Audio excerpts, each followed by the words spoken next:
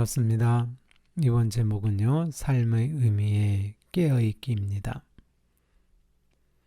예수님은 계시에서요, 너희가 보는 세상에서 내가 있는 것은 진짜가 아니고 내가 있는 곳에서 너희가 있는 것은 진짜가 아니다 라는 내용이 있습니다.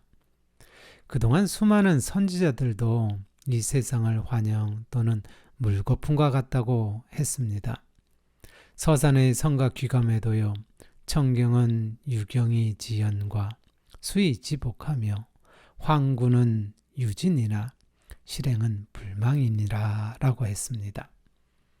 이 뜻은 경을 들으면 이 경이 귀를 거치며 인연이 되기도 하고 이 경으로서 기품이 따른 복도 짓게 됩니다. 그러나 물거품과 같은 이 몸은 닿을 날이 있습니다. 그런데 참다운 행은 헛되지 않습니다 라는 뜻이지요.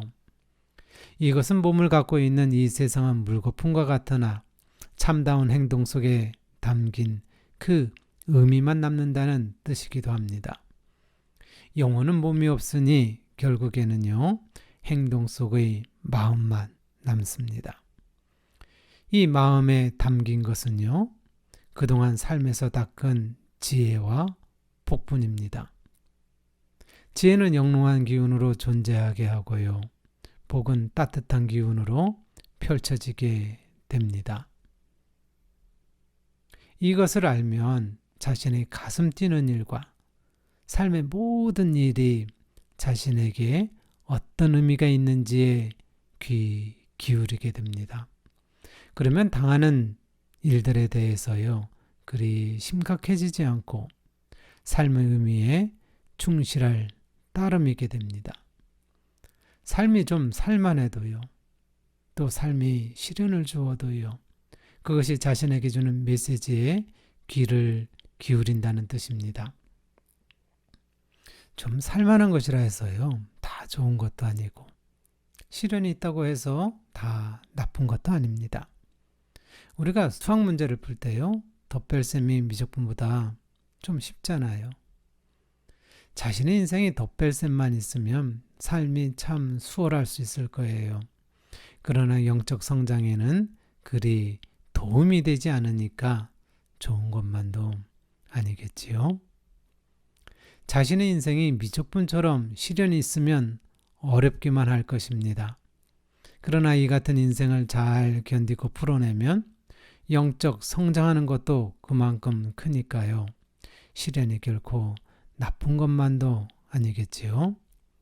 때로는 도가 높아가니 마장도 높아지는 것처럼 인물 됨됨이가 크니 마장도 클 수 있는 것 아니겠어요? 영혼의 세상에서 보면 이 세상은 이미지이고 순간일 뿐입니다. 그러니까 이 세상에 살 때 일에 담긴 자신의 영혼을 돌보는 것이 지혜로운 것입니다. 자신의 영혼에 충실하게 살다 보면 자신의 영혼이 성장하고 삶도 점점 좋아지게 됩니다. 이 세상에 담긴 의미를 채우다 보면 일은 아울러 잘 될 수밖에 없기 때문입니다. 그렇다고 일을 거꾸로 생각해서 삶의 역할과 일이 큰 것이 곧 삶의 의미가 크다는 것으로 받아들여서는 안 된다고 봅니다. 연극을 할 때 연극을 잘하는 사람은 극중의 지도자나 부자보다 내용을 잘 소화하는 사람인 것처럼 말입니다. 이 이야기에 공감하는 사람은 많아도 세상 속에서 살다 보면 이내 잊어버리고요, 삶의 껍질을 쫓아 덧없이 살아가는 경우가 참 많습니다. 이 삶은 의미만이 진짜이니까 삶에서 자가 최면을 걸듯 자신의 삶을 의미로 채우는 것도요, 좋은 방법이라 생각합니다. 이 의미의 주인공은 자신입니다.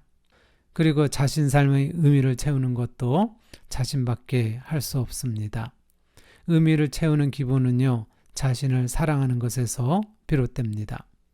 지금이 잘나거나 못난 자신의 모든 모습을 사랑하고 보듬어 주세요.